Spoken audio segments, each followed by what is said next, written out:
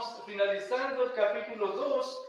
Hoy día vamos a estar viendo entre los versículos 6 al 16. Y les invito por favor que puedan ir allá.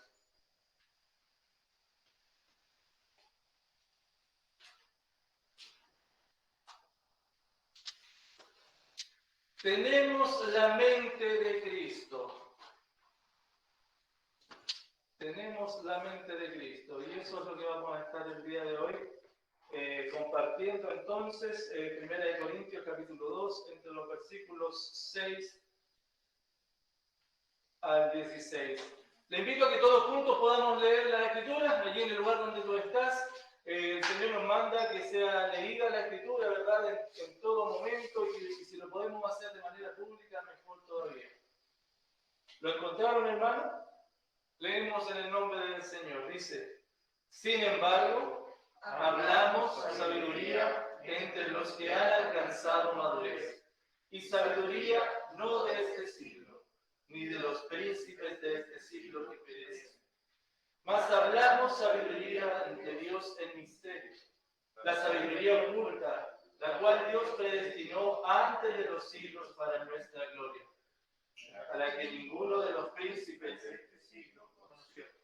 Porque si lo hubieran conocido, nunca habrían crucificado al Señor de la gloria. Antes bien, como está escrito, cosas que ojo no vio, ni oído oyó, ni han subido en el corazón de hombre, son las que Dios ha preparado para los que le aman. Pero Dios nos las reveló a nosotros por el Espíritu, porque el Espíritu todo lo escudriña, aún lo profundo de Dios. Porque ¿quién de los hombres sabe las cosas del hombre, sino el Espíritu del hombre que está en él? Así tampoco nadie conoció las cosas de Dios, sino el Espíritu de Dios. Y nosotros no hemos recibido el Espíritu del mundo, sino el Espíritu que proviene de Dios, para que sepamos lo que Dios nos ha concedido. Lo cual también hablamos, no con palabras enseñadas por sabiduría humana, sino con las que enseña el Espíritu, acomodando lo espiritual a lo espiritual. Pero el hombre natural no percibe las cosas que son del Espíritu de Dios, porque para él son locura, y no las puede entender, porque se han de discernir espiritualmente. En cambio, el espiritual juzga todas las cosas, pero él no es juzgado de nadie. Porque ¿quién conoció la mente del Señor? ¿Quién le instruirá? Mas nosotros tenemos la mente de Cristo. Oramos al Señor. Padre, gracias por la oportunidad de ser expuestos a tu palabra. Necesitamos que tu Espíritu Santo ilumine nuestro entendimiento para poder comprenderla, Señor. Y estas verdades no solamente queden en nuestra mente, sino que santifiquen nuestra vida. Permítenos confiar en tu palabra. Que nuestra débil fe, Señor, sea fortalecida a través de ella. Gracias, Padre, necesitamos de ti. Háblanos, háblanos, Señor, en el nombre poderoso de Jesús, hermano. Amén. Amén. Tenemos la mente de Cristo. Así finalizaba el versículo 16, ¿verdad? Y hermanos, a ver, las muestras de amor son prácticas, ¿verdad? El amor nunca es conceptual, el amor es práctico y deben ser dadas en todo momento las muestras de amor. Sobre todo en momentos de necesidad. El amor se muestra estando con el otro. No solo en el bienestar, porque es fácil estar con el otro en los buenos momentos, sino en tiempos adversos. Allí demostramos el amor. Cuando tú y yo amamos, lo mostramos buscando el bienestar del otro. Y cuando nos equivocamos, corregimos y seguimos buscando el bienestar del otro. Eso incluye entonces, cuando el otro está en un error, buscamos el bienestar del otro. ¿Y cómo buscamos el bienestar del otro?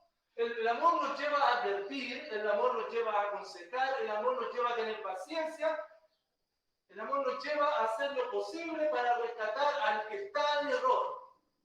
Como lo hacemos los padres, por ejemplo, con nuestros hijos. Aun cuando no siempre recibimos las mejores respuestas de nuestros hijos, ¿verdad? Aún así, advertimos, corregimos. hacemos los docentes, ¿verdad? Y digo hacemos porque me ha tocado hacer eso. Tratar de mostrar con un inmenso amor, corregir cuidadosamente la ignorancia de los alumnos, ¿verdad? Siempre tratamos de hacer eso. Bueno, y así, las muestras de amor siempre son prácticas. Son dadas en todo momento. Y el apóstol Pablo había identificado un inmenso error, un gran pecado aquí en la iglesia de Corinto. Un pecado catastrófico.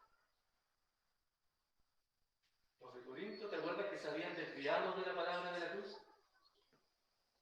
A ellos se habían desviado del Evangelio. Ellos estaban viviendo para sus propios intereses. Y esto estaba destruyendo a la iglesia. No era Cristo a quien reflejaban. Así estaban viviendo los de Corinto. Unos decían ser de Pablo, otros decían ser de Pedro, otros de Apolo, ¿te acuerdas? No todos eran de Cristo. Y en general, y para peor, ellos despreciaban las enseñanzas del apóstol Pablo porque, según ellos, no eran profundas en términos filosóficos. Por eso Pablo insiste en llamarlos al arrepentimiento, a ellos, a los corintios, en mostrarles lo errado y lo nocivo de sus elecciones. Ellos estaban escogiendo, pero estaban haciendo mal a ellos y a la iglesia, y Cristo no era glorificado. Y Pablo los llama nuevamente a que considere quiénes son y cuál es el llamado que tienen en Cristo. Hermanos, escúchame, la iglesia del Señor necesita precisamente esto. Periódicamente ser llamada y recordada quiénes somos en Cristo y cuál es la voluntad de Dios para nuestra vida. Tenemos la mente de Cristo, que no se nos olvide. Y el tema central para hoy, allí está, para que lo anotes, los que tienen buena costumbre de anotar, y eso es lo que nos va a seguir toda esta exposición. El discípulo de Cristo oye la voz de su Señor y reacciona, viviendo para quien pertenece. Porque los que somos discípulos de Cristo oímos la voz del Señor que está ahí en la palabra. ¿Y qué hacemos con eso? Reaccionamos, viviendo para quien pertenecemos. Y vamos a ver tres formas de reaccionar a eso. Lo primero, hermanos, el discípulo de Cristo examina su corazón entre los versículos 6 al 10a. Cuando digo 10a, es la primera parte del versículo 10. Bueno, comienza el versículo 6 diciendo: sin embargo, hablamos sabiduría entre los que han alcanzado madurez, y sabiduría no de este siglo ni de los príncipes de este siglo que perecen. Comienza diciendo el apóstol Pablo, sin embargo, haciendo un contraste con lo que ya había hablado anteriormente, porque Pablo le había dicho, ¿te acuerdas en el capítulo 2, entre el versículo 1 y el versículo 5, que él había venido a ellos no con sabiduría humana, sino con poder de Dios? Y esa sabiduría es la que empieza a decir, sin embargo, nosotros hablamos sabiduría entre los que han alcanzado madurez. Cuando habla de sabiduría, Pablo relaciona la sabiduría con los que se habla sabiduría entre los que tienen madurez. Y a mí me llamó mucho la atención enseguida esto cuando comencé a estudiarlo, porque ¿quiénes son los que tienen madurez? Son las personas espirituales. ¿Y quiénes son las personas espirituales? Son aquellas que no son carnales. Vale decir, aquellas que son inconversas son carnales. Las personas maduras, las personas espirituales, son las que tienen el Espíritu de Dios dentro de su vida. Existen dos clases de personas, las espirituales y las carnales. Las carnales son las que se dejan llevar y vivir por la carne, permanentemente. Las espirituales son las que tienen el Espíritu de Dios dentro de su vida, creyentes y no creyentes. Y vaya esta aclaración, porque hay veces que en la iglesia se nos ha metido un poquito de cabeza que dentro de la iglesia hay distintos tipos de hermanos, los más espirituales y carnales. No, hermanos, todos tenemos el Espíritu de Dios dentro de nuestra vida. Todos tenemos el Espíritu de Dios. Y el que tiene el Espíritu del Señor, anda en el Espíritu. Ahora bien.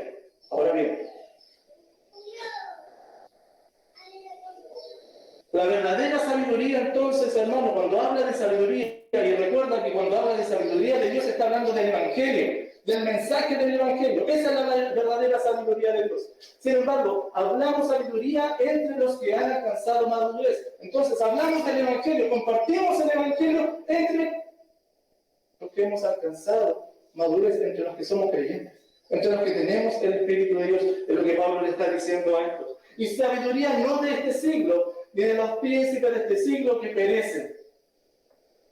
Mira que Pablo insiste en aquello que ya había mencionado. ¿De dónde emana la sabiduría? La verdadera sabiduría de la cruz y no de este mundo. Una sabiduría que es eterna en contraste a la sabiduría filosófica de este mundo, que es pasajera, que perece con los príncipes de este siglo. Esa es la sabiduría precisamente que lamentablemente los corintios estaban descansando y estaban buscando. Ellos no buscaban la verdadera sabiduría de la cruz, ellos estaban buscando la sabiduría de este mundo. Versículo 7, más hablamos sabiduría de Dios en misterio, la sabiduría oculta, la cual Dios predestinó antes de los siglos para nuestra gloria. Esta verdadera sabiduría de Dios viene de Dios. Y tiene tres características. Mira las características de la sabiduría de Dios. Ahí está, lo puedes ver, versículo 7. Misterio, oculta y es predestinada. Es una sabiduría que viene de Dios, que es sabiduría en misterio, una sabiduría oculta. No porque sea mística o porque haya que ir a buscarla a alguna parte, sino porque no puede ser conocida por la voluntad humana, sino que es revelada por Dios a quien Él quiere. Por eso, hermanos, es una sabiduría de Dios que es el misterio. El Evangelio es revelado por Dios, a quien Él quiere. Por eso le dice que ese misterio es oculta, la cual Dios predestinó antes de los siglos para nuestra gloria. Desde antes de la fundación de los siglos para nuestra gloria. Y me gusta mucho porque Pablo aquí dice nuestra, segunda persona plural, nuestra. Primera persona, nuestra. Incluye a toda la iglesia. Para nuestra gloria. Esta sabiduría es para nosotros, es para la iglesia. Versículo 8. La que ninguno de los príncipes de este siglo conoció, porque si la hubieran conocido, nunca habrían crucificado al Señor de la gloria. La ignorancia de la sabiduría de Dios lleva a actuar en contra del Evangelio. De parte de las autoridades del primer siglo, quienes no pudieron discernir. Y la prueba de esto es que asesinaron al Mesías. Y es una ironía brutal, hermano, como lo dice Gordon Fee, un comentarista. Me encanta lo que dice él. Dice, la ironía de Pablo señala que los corintios estaban persiguiendo la sabiduría. Y ellos estaban persiguiendo una sabiduría que es de este siglo. Una sabiduría que es perecedera. Una sabiduría que venía y emanaba de los gobernadores, de aquellos que tenían estatus en ese entonces. Mismos gobernadores y mismos personas con estatus, filósofos, que propiciaron y estuvieron implicados en el plan divino al matar al Mesías, quien entregó la verdadera sabiduría. Versículo 9. Antes bien, como está escrito, cosas que ojo no vio, ni oído yo, ni han subido el corazón de hombre, son las que Dios ha preparado para los que le aman. Como la mayoría de los escritores del Nuevo Testamento, termina un argumento citando el Antiguo Testamento, ¿cierto? Ellos citan generalmente los escritores del Nuevo Testamento. Ahora, dice, como está escrito, y mira lo que dice ahí, y empieza y cita. Y mi hermano, esta cita es poco reconocible en el Antiguo Testamento. No hay como versículos que te digan esto. Lo que se cree, dicen algunos comentaristas, que es una mezcla, una amalgama, una armonía de distintos pasajes. Bueno, que se pueden reconocer algunos de Job, algunos de Isaías que están allí. Lo que sí es claro es que recalca que la sabiduría de Dios no puede ser vista, no puede ser oída, no puede ser entendida, a no ser que Dios, que la ha preparado, la revela al suyo. Siempre la sabiduría está relacionada entonces con la salvación, hermanos. Cuando Pablo habla de la sabiduría de Dios, está hablando de la salvación, está hablando del Evangelio. Palabras de sabiduría, como veremos más adelante. La primera parte del versículo 10, mira lo que dice. Pero Dios nos la reveló a nosotros por el Espíritu. La sabiduría de Dios, el Evangelio de Dios, solo puede ser conocido por aquellos que le aman. Me encanta como le dice, los que le aman. Hermanos, el que tiene el Espíritu de Dios ama a Dios. Le amamos a Él porque Él nos amó primero y nosotros comprendemos esa verdad y le amamos. Y aquí no está hablando de un grupo selecto de personas que le aman, sino de la iglesia. Es una manera de identificar a aquellos que tienen el Espíritu de Dios. Delante los identificó como maduros, ¿se acuerdan? Como los que tienen madurez. Acá también con los que le aman. Qué lindo, ¿no? Como el Señor va y mira a los suyos. ¿Cómo te mira a ti y cómo me mira a mí?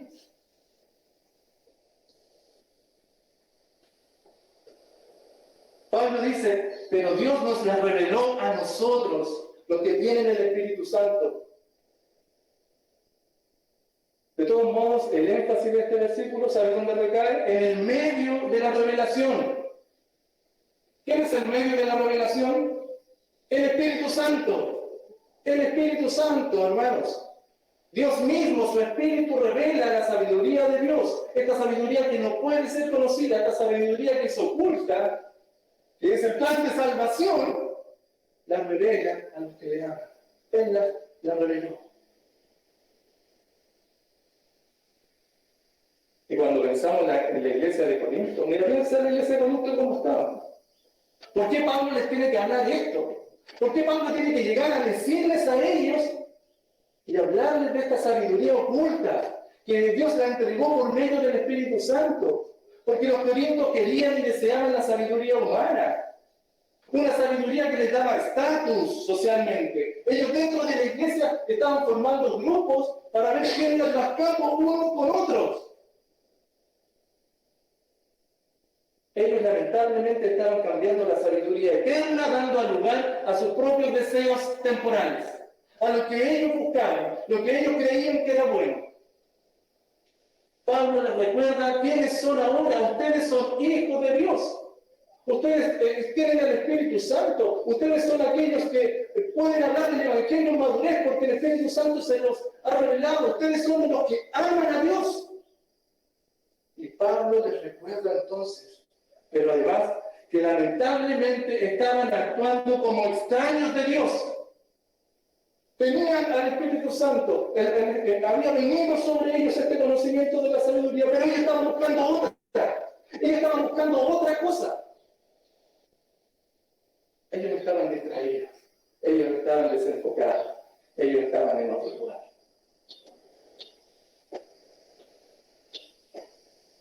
Hermanos, todos, tú y yo, siempre tenemos la necesidad de recordar quiénes somos y examinar nuestra vida a la luz de esa verdad. ¿Quiénes somos en Cristo? Revisemos entonces hoy nuestro corazón. Revisemos hoy nuestros anhelos. Revisemos entonces detrás de quién vamos. ¿A quién estamos siguiendo? ¿Estás siguiendo un anhelo? ¿Estás siguiendo un sueño? ¿Algún tipo de emoción te está llevando por la vida?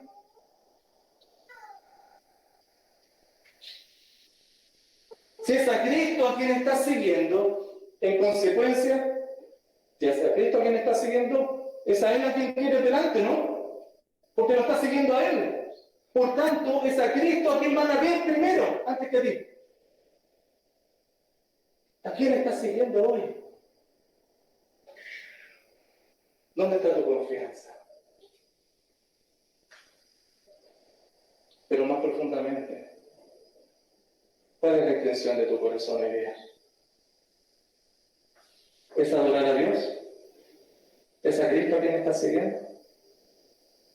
Examina tu corazón. Mira cómo estaban los corintios, hermanos. Porque hay situaciones que nos ocurren y que acarrean nuestros pensamientos, acarrean nuestras emociones, acarrean nuestros deseos. Y al volver en sí nos damos cuenta que estamos haciendo lo que queremos. Estamos haciendo lo que queremos.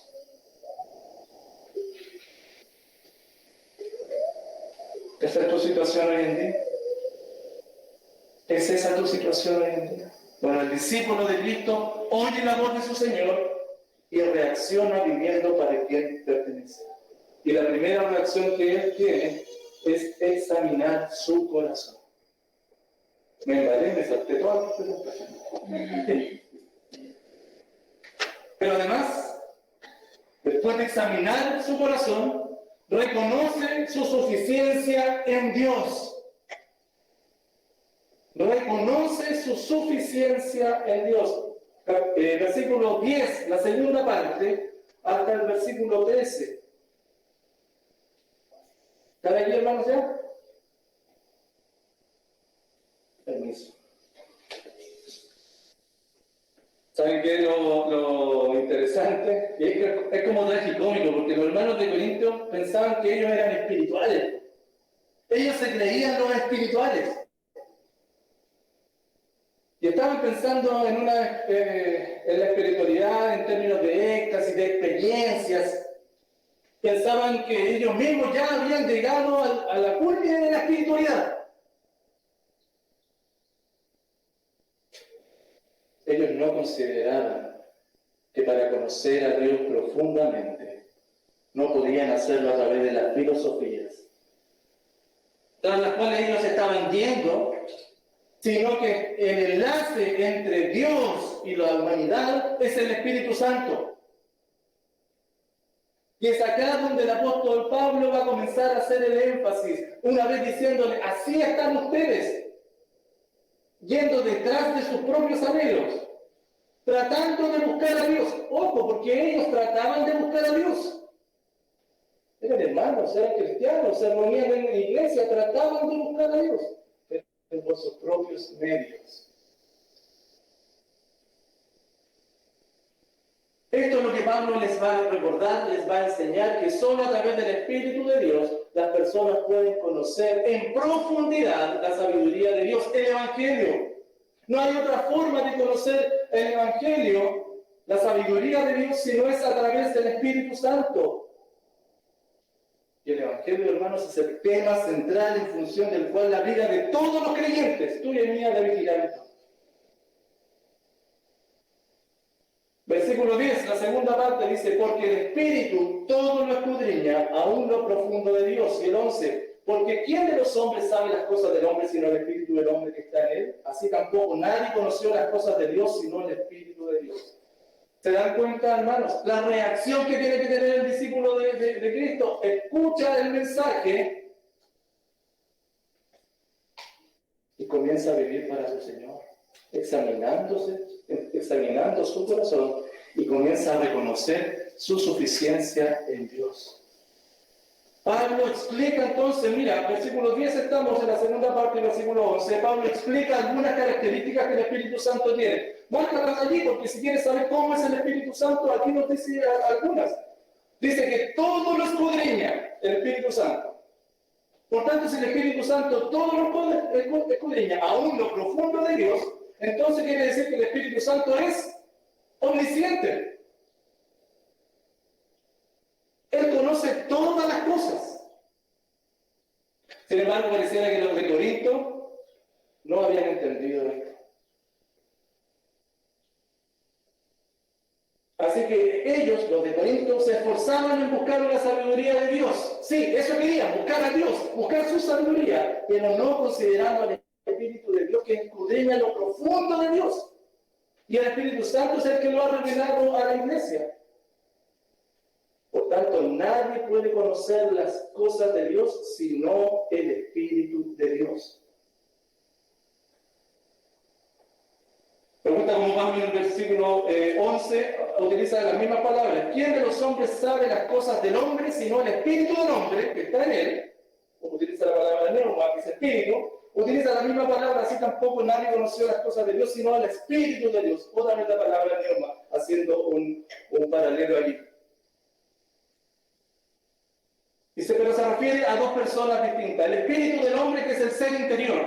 Bueno, solo puede conocer, ¿qué cosa puede conocer el ser humano? Las cosas humanas.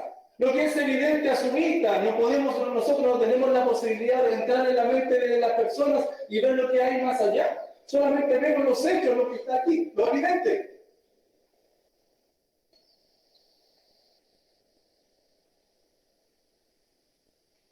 Por sí solos los seres humanos no pueden acceder al conocimiento de Dios, menos aún entonces, sino que el conocimiento de Él, de Dios, debe ser revelado por el Espíritu Santo, que, insisto, es el nexo entre lo que Dios sabe y nuestro conocimiento de Él. Como dice el versículo 12, y nosotros no hemos recibido el Espíritu del mundo, sino el Espíritu que proviene de Dios, para que sepamos lo que Dios nos ha concedido. Me gusta mucho este versículo y ponle atención. Los creyentes dicen, y nosotros no hemos recibido el Espíritu del mundo, sino que hemos recibido el Espíritu de Dios. Eso es lo que nos dice acá. Hemos recibido este Espíritu que proviene de Dios. Y es el Espíritu de Dios el que enseña lo que al creyente se le ha concedido. Entonces el Espíritu de Dios es el que guía al creyente para conocer esta sabiduría de Dios, que es el Evangelio. Es el Espíritu de Dios el nexo entre Dios y lo que podemos saber de Él, su conocimiento, su sabiduría, quién es Dios y lo que nosotros podemos saber de Él. Es el Espíritu Santo el que ilumina y nos guía al conocimiento. Y una paradoja, porque los de Corinto, que tenían el Espíritu de Dios, y que no era el Espíritu de este mundo, ellos tenían el Espíritu de Dios, y que tenían, por tanto, acceso a la sabiduría de Dios en todo momento, pero ellos preferían y continuaban pensando en la sabiduría de este mundo, yendo tras sus anhelos, sus intenciones. Nosotros no hemos recibido el Espíritu del mundo, sino el Espíritu que proviene de Dios. ¿Cuál es el objetivo? Mira al final del versículo 12. Para que sepamos lo que Dios nos ha concedido. Me gusta mucho esa palabra, lo que Dios nos ha concedido. Una mejor traducción sería para que sepamos lo que Dios gratuitamente nos ha regalado. Lo que Dios nos ha regalado. Dios nos ha regalado el Espíritu Santo, Dios nos ha dado de sus dádivas infinitas, como nos dice allá en Romanos 6, 23. Porque la paga del pecado es muerte, más la dádiva de Dios es vida eterna en Cristo Jesús, Señor nuestro. Lo que Dios nos ha concedido entonces siempre está relacionado con su salvación.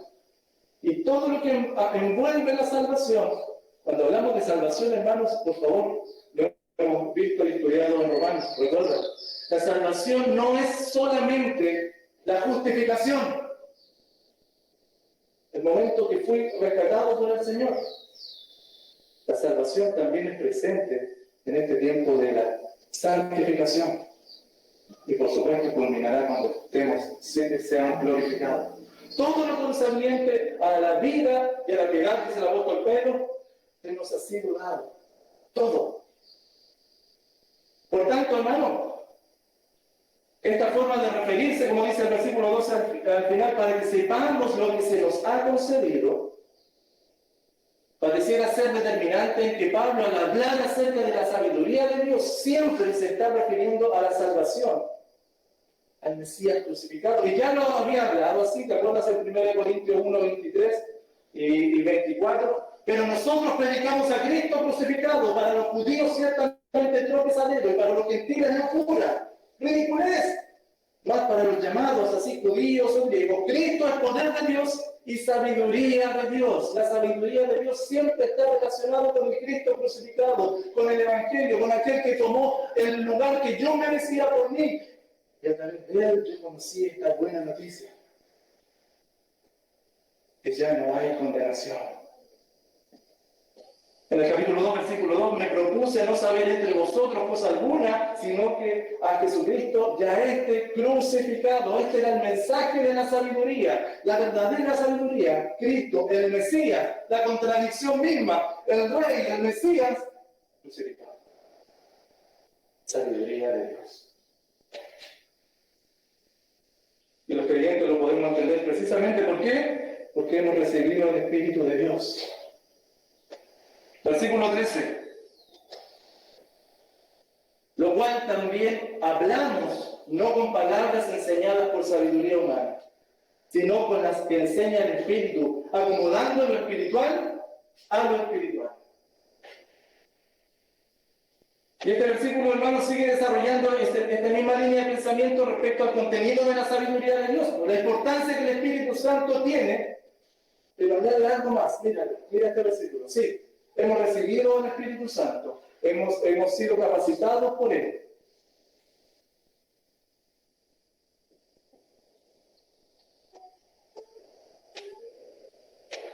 Pero Pablo además les dice lo que ya le había dicho en el capítulo 2, entre los versículos 1 al 5, que lo que él ha predicado era la sabiduría de Dios. A pesar de lo que ellos pudieran pensar de él, la predicación de Pablo era la sabiduría de Dios. Porque ¿saben qué? Los de Corinto pensaban que la predicación de Pablo era muy livianita. Ellos decían, pero mira, tanto en tu contenido y en tu forma, no tiene el estatus filosófico que nosotros andamos buscando. Y Pablo le dice, pero yo les he predicado la sabiduría de Dios. En definitiva, hermanos, el Espíritu Santo es la llave y es el centro para todas las cosas que el ministerio de Pablo hacía. Mira cómo Pablo se movía. Él no se movía con su propia competencia, sino que su competencia venía del Señor. ¿Te acuerdas que lo declaraba así? Su predicación era guiada por el Espíritu Santo. Él hablaba de acuerdo a las palabras que el Espíritu Santo le daba que hablase. La conversión que ellos habían sufrido como creyentes había sido producto por la obra del Espíritu Santo. Recién lo digo, hemos recibido al Espíritu Santo. Y como lo he dicho a lo largo del texto, el entendimiento de la sabiduría de Dios, el entendimiento del Evangelio, es producto de la obra del Espíritu Santo. Hermano, la conversión, el entendimiento del Evangelio y la predicación del Evangelio dependían de la obra del Espíritu Santo. Y eso es lo que Pablo le estaba diciendo. ¿De dónde viene su suficiencia? ¿De dónde viene su capacidad? No se equivoquen, no busquen en lugares donde no tiene que estar. Es el Espíritu Santo el que les capacita. No es su propio actuar. Y cuando uno ve el actuar de los corintios, por supuesto que estaba lejos de dar la gloria al Señor. Me llama la atención lo último que dice ahí, mira, acomodando lo espiritual a lo espiritual. ¿Qué significa eso? Acomodando lo espiritual a lo espiritual.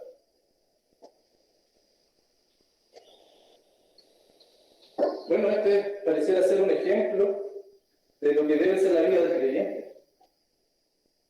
Acomodar lo espiritual a lo espiritual. Si han recibido el Espíritu Santo, entonces acomoden toda su vida en función a vivir una vida de acuerdo al Espíritu.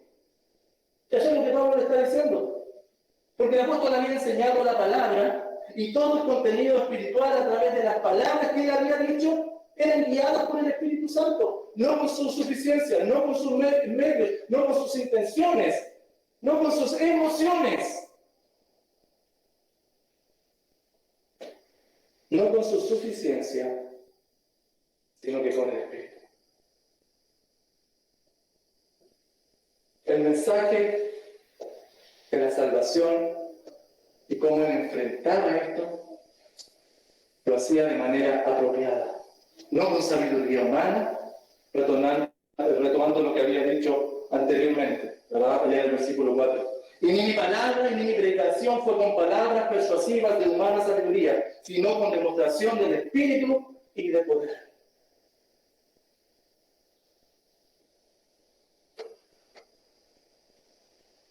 El discípulo reacciona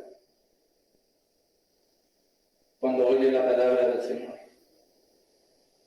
Y la primera reacción, recuerda que lo mismo delante, es examinarse a sí mismo y decir, ¿dónde estoy parado? ¿Qué estoy haciendo con mi vida hoy, en este momento? Y cuando vemos que hemos caído en pecado, o cuando vemos que nos hemos extraviado de la verdad, entonces reconocemos nuestra insuficiencia y que toda la suficiencia viene de Él. Y el Espíritu Santo es el que tiene absolutamente la relevancia y el protagonismo en ese entonces, en esa circunstancia. ¿Te cuesta tomar decisiones? ¿No sabes qué hacer con algunas cosas? El Espíritu Santo es el que conoce lo más profundo de Dios, ¿o no? Es el que se nos ha sido dado gratuitamente. El Espíritu Santo, y por medio de Él nosotros anunciamos y enseñamos lo espiritual, la sabiduría de Dios, el Evangelio a toda persona. Nos equivocamos cuando nos acercamos a Dios entonces. Incluso nos acercamos, tú te acercas a las Escrituras sin considerar al Espíritu Santo que nos ilumina. Cuando tú tomas las decisiones, yo tomo decisiones en mi vida sin considerar al Espíritu Santo en nuestra vida. Nos equivocamos cuando tratamos de servir a Dios y a nuestros hermanos a través de nuestras propias iniciativas, pretendiendo que todo sea hecho bajo nuestras fuerzas. Y de la misma forma, hermano, y finalmente nos equivocamos cuando en nuestras luchas, cuando en nuestras carencias, tratamos de suplirlas con moralidad, con hábitos, con acciones piadosas, pero sin el poder del Espíritu Santo, religiosidad. Pablo pareciera decirle a los de Corinto, ustedes no ignoren, no desestimen la obra de Dios en su vida. Es lo mismo que te dice a ti, que me dice a mí el día de hoy por su palabra. Dejemos la arrogancia de pensar que somos el centro del universo, que todo nos sucede a nosotros. Y que andamos por la vida con una arrogancia, con soberbia, o incluso con una actitud de autocompadecimiento. Dios ya completó la obra en nosotros, en Cristo, y hoy trabaja en nosotros a través del Espíritu Santo. No somos suficientes para enfrentar nuestro día a día. No somos suficientes para enfrentar nuestra propia carnalidad. No somos suficientes para dar la pelea al mundo y al enemigo. Querido hermano, querida hermana, mira tu debilidad entonces. Miremos nuestra debilidad. Y cuando te levantas temprano, en la mañana, a hacer tus quehaceres, y comienza la batalla, ¿te sucede, no? A mí me sucede. Y comienza la batalla en nuestra mente, en nuestra voluntad, cuando al paso de la hora ya hemos sucumbido, dejando aquella primera intención que teníamos al levantarnos de adorar al Señor. Y nos damos cuenta que nos hemos vuelto a centrar en nosotros mismos. Es allí donde debemos reconocer nuestra insuficiencia y clamar a nuestro Señor. Recuerda que sus promesas son fieles, recuerda que sus promesas son verdaderas y que su Espíritu Santo te fue dado para consolarte, para guiarte, para transformarte. Algunas palabras, algunos versículos respecto al Espíritu Santo, hermano. El Espíritu Santo hoy en día, yo creo que es la persona de que más se habla en las iglesias, pero de la que menos se entiende, lamentablemente. Juan 14:16, yo rogaré al Padre y os dará otro consolador, para que esté con vosotros para siempre. Mira, el Espíritu Santo está en nosotros, lo hemos recibido y está para siempre. Y su característica principal es que está consolando tu vida para siempre. Gálatas 4:6. Por cuanto sois hijos, Dios envió a nuestros corazones al Espíritu de su Hijo, el cual clama, Abba Padre. No solamente te está consolando, no solamente te está guiando, sino que está intercediendo por ti, clamando por ti.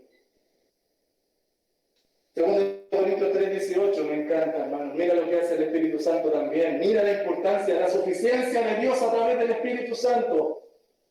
Por tanto, nosotros todos mirando a cara descubierta como en un espejo la gloria del Señor, somos transformados de gloria en gloria en la imagen de Él, como por el Espíritu del Señor.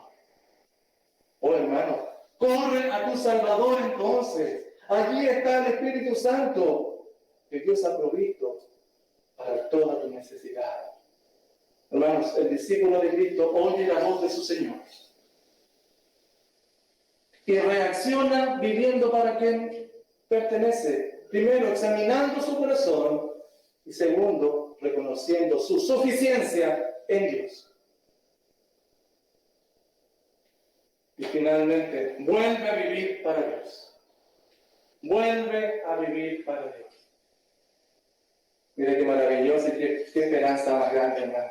Mira el ciclo, no sé si te das cuenta. me examino, veo mi corazón, siempre nos vamos a encontrar insuficientes y corremos a la suficiencia que tenemos en Cristo, que nos ha sido dado por el Espíritu Santo.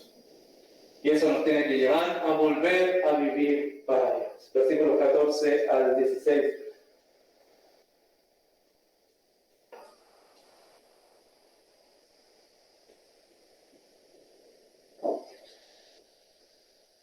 El hombre natural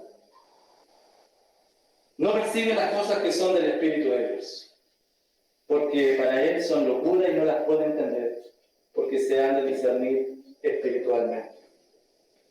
Y a continuación, Pablo parece estar hablando de aquellos que no tienen el Espíritu de Dios y los califica como naturales. El hombre natural. ¿Te has dado cuenta de las distintas formas de calificar que Pablo ha tenido de los creyentes y los no creyentes? Aquí los califica como una persona natural. Carecen del Espíritu sobrenatural en sus vidas. Son personas creadas, naturales. Y ellos, dice, no perciben las cosas que son del Espíritu. Y aquí hay algunas características del hombre inconverso, mira, de las personas inconversas, de aquellas personas con las cuales tú a diario te relacionas. ¿Tú quieres saber si alguien es inconverso? Bueno, estas son las características que tiene. No percibe las cosas que son del Espíritu de Dios. Lo primero, para decir, no aceptan las cosas que son del Espíritu de Dios en contraposición a los que son espirituales. ¿Verdad? El espiritual abraza lo que es de Dios, lo que es espiritual. El natural rechaza, no percibe. Ese no percibe tiene que ver con eso. Y el hecho de que son naturales, meramente humanos, sin la ayuda del Espíritu de Dios, rechazan todo lo que viene de Dios. ¿Te has tocado con gente así? ¿Te has tocado con personas así? Que rechazan a Dios. Personas naturales. Pero no solamente eso, sino que aquí en el versículo 12 dice, pero el hombre natural no percibe las cosas que son del Espíritu de Dios, porque para él son locura. No solamente la rechaza, sino que para él son una locura. Y parece que Pablo vuelve al argumento que había traído en el capítulo 1. ¿Te acuerdas cómo llamaba esa palabra locura? Ridiculez. Para las personas naturales el Evangelio, lo espiritual, la sabiduría de Dios es una ridiculez. Por lo tanto, no solamente la rechaza, sino que se mofa de ellos también. ¿Te ha tocado con gente así? Que no solamente rechaza hoy en día, en un mundo postmodernista como el que estamos viviendo, en que cada uno hace lo que quiere según lo que siente, las verdades absolutas son rechazadas y ridiculizadas. No te extrañes, que no te extrañes.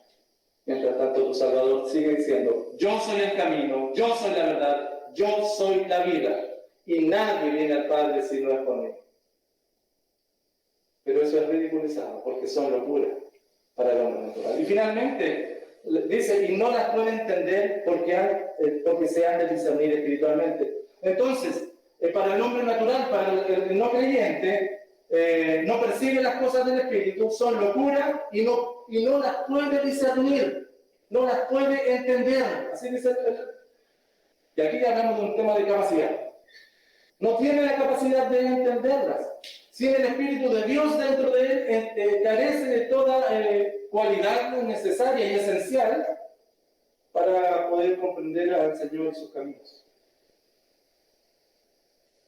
Y finalmente termina el versículo 14, porque se han de discernir espiritualmente. Esto es a través del Espíritu entonces. Solamente los que tienen el Espíritu de Dios pueden entender, pueden comprender la sabiduría de Dios. Versículos 15 y 16. En cambio, el espiritual, ¿te das cuenta que hace un contraste entre el natural y el espiritual? ¿Quién era el espiritual? ¿Te acuerdas? Lo hablamos al principio. ¿Quién es el hombre espiritual? Aquel que está siempre en comunión con Dios, el que no comete pecado. Los creyentes que tienen el Espíritu Santo, que tienen el Espíritu, el apóstol Pablo les llama espirituales. El espiritual juzga todas las cosas. ¿Por qué el espiritual puede juzgar todas las cosas? Porque si el Espíritu de Dios conoce cada pensamiento y las profundidades de Dios, y las personas espirituales que tienen el Espíritu de Dios, entonces también pueden discernir, pueden juzgar todas las cosas. Todas las cosas. O sea, no necesariamente todas las cosas, pero al menos, y según lo que estamos viendo y lo que está hablando el apóstol Pablo, todo lo que tiene que ver con la sabiduría de Dios, ese es el tema, lo pueden discernir. Ese es el punto acá. Bueno, hermano, no pretendas que si alguna cosa en tu vida no entiendes, es porque no eres espiritual. No tiene que ver con eso, no descontextualicemos, estamos hablando aquí del plan de salvación. Bueno, además, en cambio, el espiritual juzga todas las cosas, pero él no es juzgado de nadie.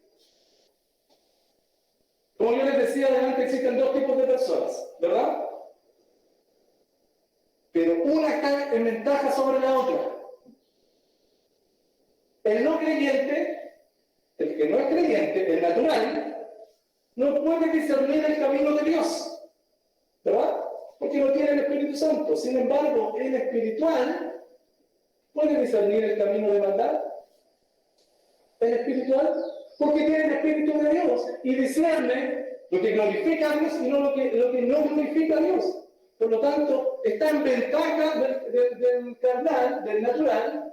Por lo tanto, el natural no puede juzgarle, no está en posición de recriminarle nada. A pesar de lo que diga, a pesar de lo que cualquiera puede decir. Pero en esencia, no le puede recriminar nada. Porque el hombre espiritual puede juzgar, discernir el camino de Dios y también el camino del mal. Pero el carnal, el natural, no lo puede hacer. Versículo 16. Me gusta esto porque está citando acá el versículo 16. ¿Quién conoció la mente del Señor? ¿Quién conoció la mente del Señor? ¿Quién le instruía? Y está citando aquí el versículo famoso de Isaías, ¿cierto? Isaías 40:13, no sé si lo tengo por ahí. No. Isaías 40:13. ¿Quién enseñó al Espíritu de Jehová o le aconsejó enseñándole? Pablo vuelve allí diciendo, nadie puede entender al Señor, porque es una pregunta retórica. La respuesta es, nadie lo puede. ¿Quién le va a enseñar al Espíritu del Señor? ¿Quién le va a aconsejar? Nadie. Y termina diciendo, mas nosotros tenemos la mente de Cristo. Y a diferencia de aquellos que no tienen la mente, no tienen a Cristo y no pueden conocer la mente de Cristo, Pablo otra vez, nosotros, incluye a la iglesia, nosotros tenemos la mente de Cristo. Pero yo pensaba y meditaba en este versículo porque a mí, más allá de lo lindo que suena, ¿cierto? Así como un versículo lema, nosotros tenemos la mente de Cristo. Yo veo acá que Pablo está llamando la atención nuevamente de los corintios, de manera poderosa. Porque no es simplemente que le está hablando, nosotros tenemos la mente de Cristo, todos gritamos y nos saludamos y estamos contentos. Pablo lo que está haciendo acá, está diciéndole, usen sus mentes para aquellas cosas que están de acuerdo con la voluntad de Cristo. Si ustedes tienen la mente de Cristo, entonces piensen en Cristo y usen la mente para aquello que glorifica a Cristo. Usa tu mente, Pablo pareciera estar diciéndole, para aquello que Cristo consiguió en la cruz. Si ustedes se encuentran extraviados del plan de Dios, parafraseando un poquito y llegando un poquito a la conclusión que Pablo podría estar diciendo a los de Corinto, si ustedes se encuentran alejados del plan de Dios, y Dios les ha dado todas las herramientas a través del Espíritu Santo para adorarle, ¿qué hacen que usan su mente para adorar a Dios? Reaccionen, miren sus caminos, miren su insuficiencia y vuelvan a Cristo. Y Pablo les insiste a ellos todo esto que viene diciéndole. Si uno pudiese parafrasear, hermanos, o citar un versículo del Antiguo Testamento para decir lo que Pablo viene diciéndole y hablándole a los corintios, tendría que ser ese que dice que los caminos del Señor no son nuestros caminos.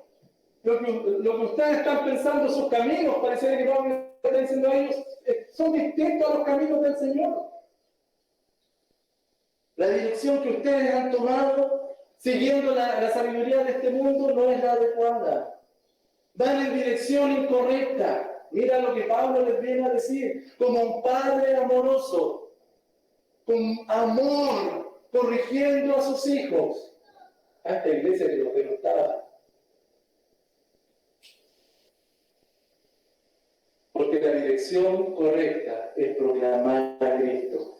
A este Cristo crucificado. Es reflejar su carácter. Esa es la mente de Cristo. Si nosotros tenemos la mente de Cristo, eso es vivir para Dios. Eso es vivir para quien pertenecemos.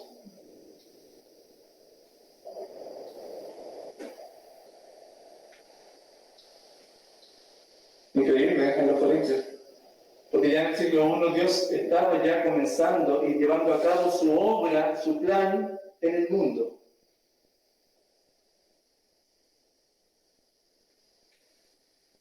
Dios los había escogido, Dios los había capacitado a los de Corintios y ellos estaban en su propio mundo.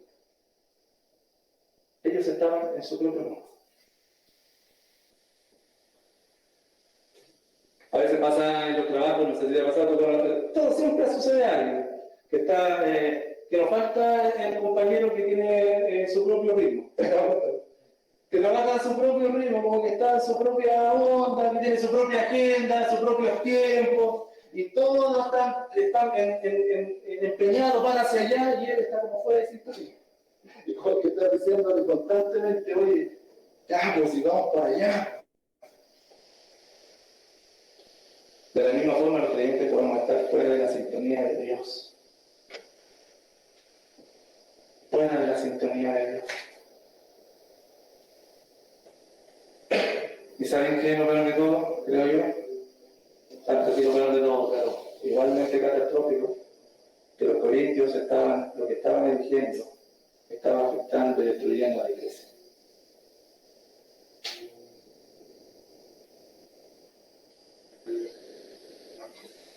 La iglesia por la cual Cristo dio su sangre.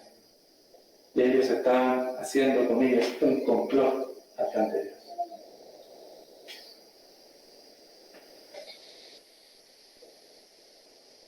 Ellos estaban siguiendo su suficiencia, estaban dividiendo a la iglesia.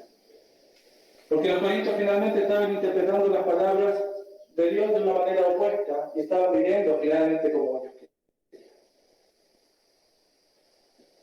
Por eso es tan importante, hermanos, que tú consideres estas palabras del apóstol Pablo a Timoteo. Procura con diligencia presentarte a Dios aprobado como obrero que no tiene de qué avergonzarse, que usa bien la palabra de verdad. ¿Es esa tu realidad o estás más parecido a los corintios? Es el mismo llamado que para los corintios es para nosotros, es para ti hoy en día. Usa esta mente renovada que Cristo te ha dado. Dios te entregó el Espíritu Santo para que habite en ti. Úsala para proclamar el Evangelio, para bendecir a la iglesia. Vuelve a la cruz de Cristo. La cruz es la referencia para tu vida. Concluyo, hermanos. Reaccionar para Dios siempre, escúchame, reaccionar para Dios y vivir para Él implica un cambio. Implica un cambio. No solo emocionarnos por un ratito, y para esto están estos 3 pasos, como que puedo ver ahí en la palabra y te los comparto el día de hoy. El discípulo de Cristo oye la voz de su Señor y reacciona viviendo para quien pertenece. Lo primero que hace es examinar su corazón. ¿Y cómo lo examina? ¿Cómo lo hago? ¿Cómo lo haces tú y cómo lo hago yo para examinar nuestro corazón? Lo contrastamos con lo que la palabra del Señor dice. Mira un momento la palabra del Señor. ¿Lo haces o no? Los que están en sus casas se detienen, leen, meditan la palabra del Señor. Lo que ella dice, lo que quiere Dios de ti. ¿Lo contrastas con tu realidad? ¿O te conformas simplemente con el plan de lectura? Ya, dos capítulos te diré. ¿Estás meditando? ¿Estás examinando tu vida?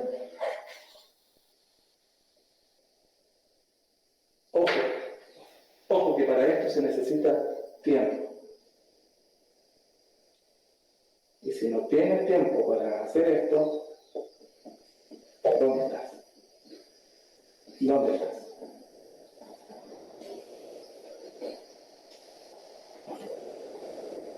Examina tu vida y cuando la ves contrastando la palabra del Señor, ¿tu vida es coherente a ella? ¿O hay algo que debes cambiar? Primero entonces, examina tu corazón, pero inmediatamente, hermano, la esperanza que tenemos en Cristo es que Él es suficiente y que hay suficiencia en Él. Y reconocemos su suficiencia, nuestra suficiencia en Dios. Reconocemos que no podemos seguir de esta forma y que no podemos solo. Y clamamos por la suficiencia de Dios. ¿Has clamado por la suficiencia de Dios últimamente? ¿Has clamado y has sincerado delante de Él diciéndole, Señor, aquí estoy, no puedo? No puedo con esto.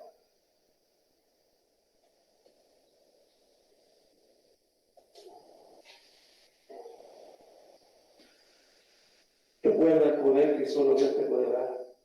Y recuerda que Él te ha equipado con el Espíritu Santo. Sus promesas fieles son. Y finalmente vuelve a vivir para Dios. Muestra arrepentimiento con obras dignas del Señor, siendo útil para su obra. Pero ya no con tu fuerza, sino por la suficiencia que viene de Él. Depende de su gracia cada día. Y si vuelves a caer, comienza desde el principio de la hora. Y el que comenzó la buena obra será fiel en completar. Y Él te va a estar transformando de gloria en gloria, a medida que tú lo glorificas y lo glorificas, en la misma imagen del Señor Jesucristo.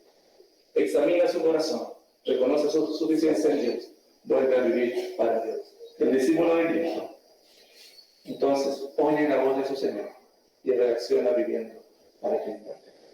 Vamos a orar y dar gracias al Señor por su palabra. Y también agradecer al Señor por la posibilidad que Él nos da de estar juntos, hermanos. Gracias al Señor porque Él lo hace posible. Y oramos dando gracias y gloria a nuestro Dios.